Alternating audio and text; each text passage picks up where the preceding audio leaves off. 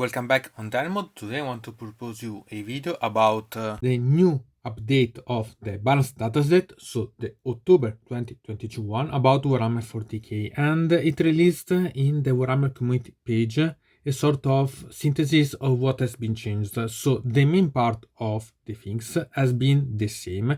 Anyway, I'll put in the description the one about the previous one, and I'll make you understand what has been changed about in this. So it's an update, and I'll not repeat everything because the main parts about the previous one is still the same.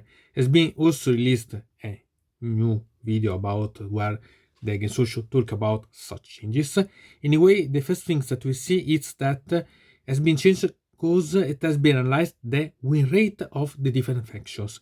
And here sincerely has something to not agree. Because sometimes the ones that you play more are not necessarily the ones that win more, because you can appreciate something or you can think about certain tournament or so when you prefer to bring something else. So it's not necessary that if something has a less win rate, so it's worse. It can be simply that the players that like to play some specific army spend more time thinking about it. So it's not something that I completely agree with this. Anyway, it's been changed quite a lot about the T-Knights. That's been the ones that received more points, so that they have two changes about their Leviathan high fleet adaptation, and we'll see it better soon. Anyway, here I think that it's quite interesting because there's been changed also how the big creatures behave in this way. And sincerely, I think that it's okay. It's good that has been changed. Still, I want to remind you that these should be things that has been to be brought before to publish the codex. Anyway, has been changed also something about the Harlequins, even if not a lot of things. Anyway, it is something that it was yet modified, that it's about the Blaze of Light that has been changed, so we'll see about. And the one that I said before, that it was not so necessary that something to be worse, it has to be a bad win rate. It's about the Adaptus Astartes, and you can't say that Adaptus Astartes has a few things. Anyway, this change, it's only related about the parts that are not so essential, because it's simply some mission related about the points that you can gain.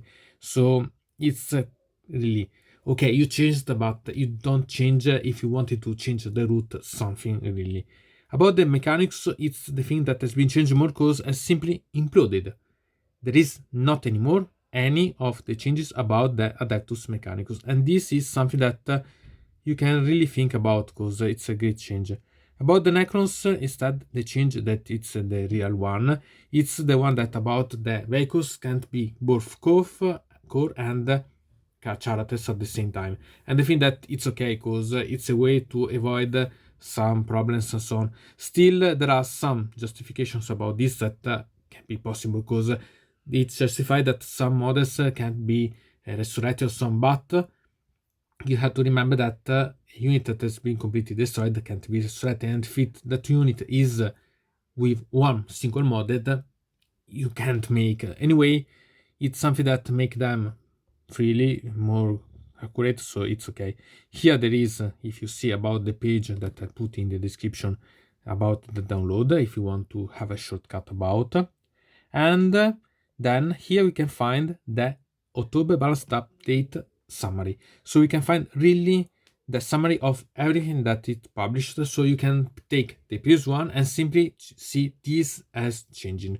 So about the T-Knights, we have that you have amended the first bullet of the Leviathan Hive Fleet Adaptation Synaptic Control to each time an attack is made against a synaptic monster unit with this adaptation, and a modified roll of 1 to 3 always fail. So it makes that the 50% of the rollings to wound are lost, and it's not bad. It's one of the best that you can have.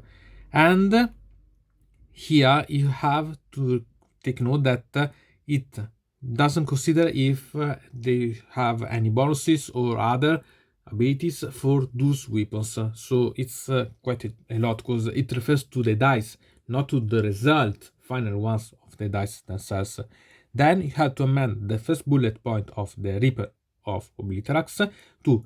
Each time an attack is made with this weapon, if that attack successfully wounds the target suffers 1 mortal wound in addition to any other damage, to a maximum of 3 mortal wounds. So it's a sort of limiting this, but it's okay. Then you have the Alex that changed that the second bullet of the Blades of Light, like Sedat.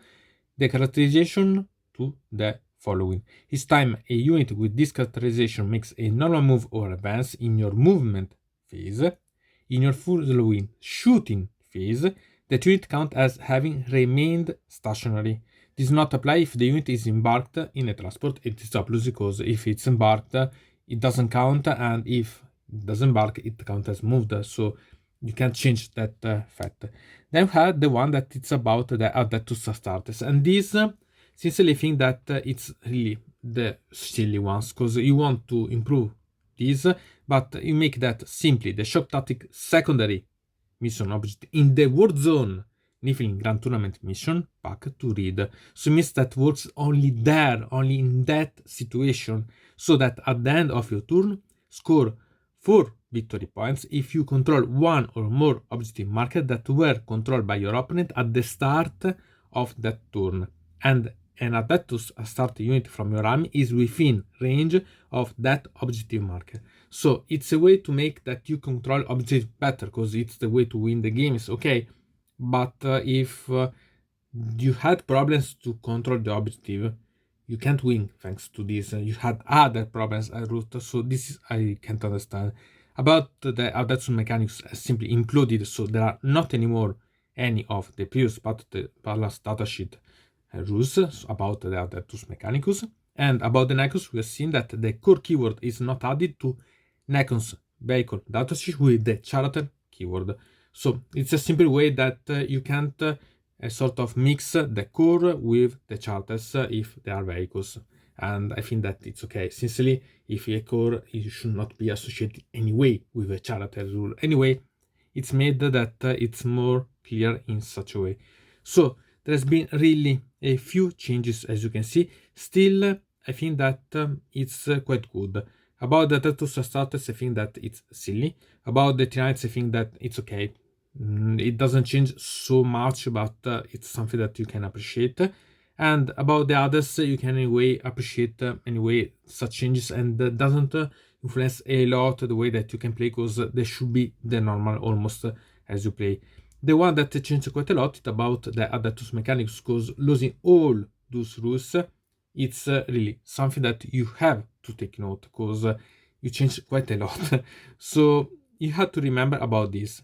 Anyway, there are a lot of things that can change with the next one about the Balance Dataset that we'll see when it will be released, I think in 3 months. So we can say about March of February, March of the next year. Anyway, we see. Still, it's okay. I invite you to remember that this is an update, so the previous ones are still valid if it doesn't involve these changes, and you can find the link in the description if you're interested about. And for each army, you have also to remember to see the specific facts, because this is a balance that make a balancing for a certain period, but the facts are more stable technically, should be, but anyway, we can consider them more stable, so we can think about such things as quite interesting. Anyway, from Dino Mode, it's everything. I invite you to put a like on this video, to subscribe to the channel, to ring the bell, and to comment this video if you are interested in something about this video, or you want to suggest me some arguments for other videos. I hope to see you again to the next time.